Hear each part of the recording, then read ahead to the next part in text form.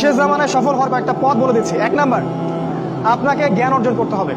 কোরআন হাদিসের সাথে সমসাময়িক যত জ্ঞান আছে সব অর্জন করতে হবে, এটা 1 নাম্বার। জ্ঞান নাই, আপনি শেষ জামানায় টিকতে পারবেন না। যাদের কাছে এই জ্ঞান ছিল তারা কিন্তু মহামারীর আগেই প্রস্তুতি নিয়েছিল। আমি অনেক ওস্তাদকে চিনি, বাংলাদেশের আলেম, তারা এই 2020 সালের আগে হজ করে ফেলছে। তারা আগেই বুঝতে পারছে 20 সালে কিছু একটা হবে, 20 সালে পৃথিবীতে কিছু একটা হবে, তারা আগেই বুঝতে পারছে। কারণ শেষ জামানার পড়াশোনা করেছেন তারা, কার পর কি হতে যাচ্ছে এটা তারা বুঝতে পারছেন, অনুমান করতে পারছেন। তাই জ্ঞান ছাড়া আপনি শেষ জামানায় টিকতে পারবেন না ভাই। জ্ঞান অর্জন করুন, 1 নাম্বার। 2 নাম্বার, জ্ঞান অনুযায়ী আমল করেন। যতটুকু জেনেছেন আমল করেন, কালকের জন্য অপেক্ষা করবেন না। আজকেই নামাজ শুরু করে দেন, দেনা পাওনা থাকলে আজকেই মিটিয়ে দেন। আজকেই পরিবারের সবাইকে ডেকে ওয়াজ করেন, নসিহত করেন যে দেখো সামনের দিনগুলো ভয়ঙ্কর, আমাদের জীবনকে গোছাতে হবে, যা করেছি তওবা করে আল্লাহর কাছে ফিরে আসেন। আল্লাহ পাক গফুরুর রহিম, আপনি তওবা করে এইমাত্র চলে আসেন, আল্লাহ মাফ করে দিবেন ইনশাআল্লাহ। আপনাকে আল্লাহ পাক পরীক্ষা করবেন আপনি সত্যিকার তওবা করেছেন কিনা। আপনাকে প্রমাণ করতে হবে নামাজের মাধ্যমে, জ্ঞান অর্জনের মাধ্যমে, ভালো কাজের মাধ্যমে, সদকা করার মাধ্যমে। সৎ কাজের আদেশ করবেন, অসৎ কাজে নিষেধ করবেন। আপনি ইসলাম পরিপূর্ণরূপে পালন করার চেষ্টা করেন। কোনো সরকার, কোনো সমাজ নেতা, কোনো রাষ্ট্র নেতা, কোনো পারিবারিক নেতা, কেউ আপনার সাথে আপনার কবরে যাবে না। সোজা কথা, আপনাকে আল্লাহর সামনে একাই দাঁড়াতে হবে। কারো পরোয়া করে লাভ নাই, কোনো অজুহাত দিয়েও লাভ নাই। দেশটা ভালো না, বিশ্বটা ভালো না, সমাজটা ভালো না, সময় ভালো না, এগুলো বলে কোনো লাভ নাই। আমাকে আমার রবের সামনে দাঁড়াতে হবে। আমার ভালো আমাকে বুঝতে হবে। আমার ভালো, বাজারে গেলে একটা মাছ ভালো না খারাপ আপনি তো বোঝেন, তরকারি ভালো না খারাপ বোঝেন।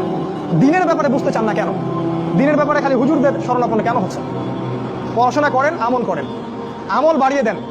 দিন সময় নষ্ট করবেন না। যুবকদেরকে স্পেশালি বলবো, সময় নষ্ট করবেন না। শয়তান 3টা ধোঁকা দিবে যে পরে শিখে নিব, পরে করবো নি।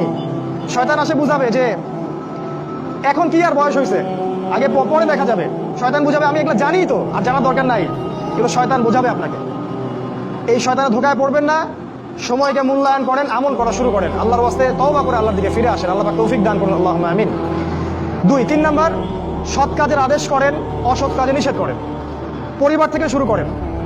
আপনি ব্যক্তিটা গড়ে তোলেন, পরিবারটাকে ইসলামিক পরিবারে গড়ে তোলেন। আপনার ছেলে, আপনার মেয়ে, আপনার স্ত্রী, আপনার সন্তান, আপনার বোন, আপনার মা, সবার ব্যাপারে মনিটরিং করেন, চোখে চোখে রাখেন।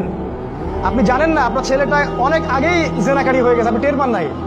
ছেলের হাতে স্মার্টফোন তুলে দিচ্ছেন, ছেলে গোপনে গোপনে 10টা প্রেম করে, আপনি জানেন না। ও দুধ খায় না এখন, মনে করছেন যে ও দুধ খায়, ও অনেক ম্যাচিউরড হয়ে গেছে। আপনার মেয়েকে দেখে মনে হয় খুব পর্দা করে, দেখেন ভিতরে ভিতরে কোনো ছেলের সাথে সম্পর্ক তৈরি করে ফেলছে। অনেক ঘটনা ঘটে যায়, আমরা সরল মনে অনেক কিছু করি। আপনার ওয়াইফকে দেখেন, আপনি যখন বাসায় থাকেন না, কি করে না করে মনিটরিং করেন। টিভি বন্ধ করে দেন, সিরিয়াল টিরিয়াল বন্ধ করেন। এমন কারোর সাথে মিশতে দিবেন না যে আপনার ছেলেকে, আপনার মেয়েকে, আপনার বোনকে, আপনার মাকে বিপথে নিয়ে যাবে। কঠোর হন পরিবারের উপরে, কারণ আপনাকে আল্লাহ পাক আপনার পরিবার সম্পর্কে জিজ্ঞাসাবাদ করবেন, অবশ্যই জিজ্ঞাসা করবেন। বিশ্বাস করেন আল্লাহ পাক কিয়ামতের মাঠে আপনাকে আপনার পরিবার সম্পর্কে জবাবদিহি করাবেন, প্রত্যেকটা বিষয়। আপনি দাওয়াত দেন, চেষ্টা করেন, তারপরে যদি ছেলে বেলাইনে যায় সেটা তার ব্যাপার, ওর হিসাবও দিবে। নূহ আলাইহিস সালামের ছেলে কাফের হয়ে গেছে, ওর হিসাবও দিবে, সেটা আলাদা। কিন্তু আমাকে আমার চেষ্টা করতে হবে। পরিবার গড়ে তোলেন, সৎ কাজের আদেশ করেন, অসৎ কাজে নিষেধ করেন। 4, এই যে কোরআন এবং সুন্নাহর দাওয়াতটা পৌঁছে দেন মানুষের কাছে। দাওয়াতেই কাজ করেন ভাই, সময় নষ্ট করেন না। আপনি যে দল করেন বা যে সংগঠন করেন বা যে মাযহাব, যে তরিকায় থাকেন, আমার তাতে কোনো আপত্তি নাই, কিন্তু কোরআন সুন্নাহর দাওয়াতটা মানুষের কাছে প্রচার করেন। মূল বিষয়ে কোনো পার্থক্য নাই। এই দাওয়াত দেওয়ার সময় সাম্প্রদায়িক হবেন না। সবাই আমার দলে আসো, আমার দলে ফর্ম পূরণ করো, না হলে দাওয়াত হচ্ছে না, এমন দাওয়াতের দরকার। মানুষ ইসলামের দাওয়াত দেন, আল্লাহর দিকে ডাকেন, কোরআনের দিকে ডাকেন, সুন্নাহর দিকে ডাকেন, দেখবেন সমাজে একটা সাম্য চলে আসবে ইনশাআল্লাহ।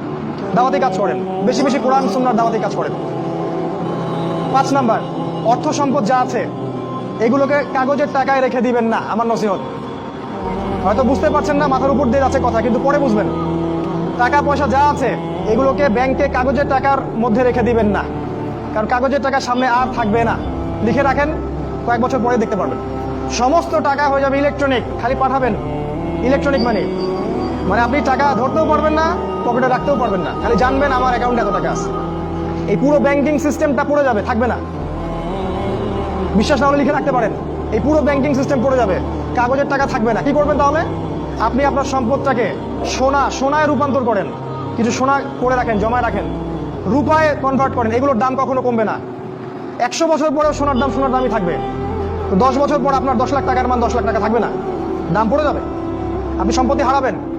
এইভাবে তারা সারা বিশ্বকে লুট করছে, এই কাগজের টাকা দিয়ে তারা সারা বিশ্বকে লুট করছে। এটা বুঝবেন না, পরে বুঝবেন। আচ্ছা শুনে রাখেন, আর কি করতে পারেন? গবাদি পশু ব্যবসা ইনভেস্ট করেন। আরেকটা কাজ করতে পারেন, জমি কিনে রাখতে পারেন। এটা ভালো জিনিস। এই জিনিসগুলোতে টাকা কনভার্ট করেন। শেষ জামানায় আপনার কাগজের টাকা থাকবে না, আপনি ক্ষতিগ্রস্ত হবেন। এখন টাকা যদি জমায় রাখেন, শেষ জামানায় আপনি ক্ষতিগ্রস্ত হবেন। আমি অর্থনীতি নিয়ে যথেষ্ট পড়েছি আলহামদুলিল্লাহ, পড়েই কথাগুলো আপনাকে বলছি। আর কি করবেন? যদি সম্ভব হয় শহর, আপনারা তো গ্রামেই থাকেন মাশাআল্লাহ, শহরে যারা থাকে তাদের উদ্দেশ্যে বেশি বলছি এটা, কারণ এটা অনলাইনে যাবে। শহর কেন্দ্রিক জীবন ব্যবস্থা ত্যাগ করতে হবে। শহরে আপনি বাঁচতে পারবেন না, টিকতে পারবেন না। শহরগুলো ধ্বংস হয়ে যাবে। আল্লাহ পাক বলেছে ওয়াইম মিন ক্বরিয়া ইল্লা নাহনু মুহলিকুহা ক্বাবলা ইয়াউমিল কিয়ামা, কিয়ামতের আগেই প্রত্যেক নগরী আমি ধ্বংস করে দিব। আল্লাহ পাক বলেছে শহর থাকবে না। প্রত্যন্ত জায়গায় চলে যাওয়ার চেষ্টা করেন, গ্রামের বাসা ওইদিকে প্রজেক্ট করেন, ছোট ছোট মুসলিম কলোনি করে গড়ে তুলতে হবে। এই কাজগুলো করতে পারেন। আর কিছু করতে পারেন, শারীরিক প্রস্তুতি নেন। ফিজিক্যালি, যুবকদেরকে বলবো, ফিজিক্যালি প্রস্তুতি নেন, ব্যায়াম করেন, ভালো খাবার খান, নিয়মতান্ত্রিক জীবনযাপন করেন, এলোমেলো জীবনযাপন করবেন না। আর নিয়মতান্ত্রিক জীবনযাপন করার সবচেয়ে উসওয়াতুল হাসানা হচ্ছে রাসূলুল্লাহ সাল্লাল্লাহু আলাইহি ওয়াসাল্লাম। উনার সুন্নাহ মাফিক জীবনযাপন করেন, আপনি ভালো থাকবেন। কারণ সামনের দিনগুলোতে আরো ফিতনা বাড়বে এবং আমাদের এই যুব সমাজের এবং তার পরবর্তী প্রজন্মের শারীরিক অবস্থাকে নষ্ট করে দেওয়ার জন্য অগণিত খাবার বাজারে ছেড়ে দেওয়া হয়েছে, যেগুলোর মধ্য দিয়ে অসুস্থ হয়ে যাবে।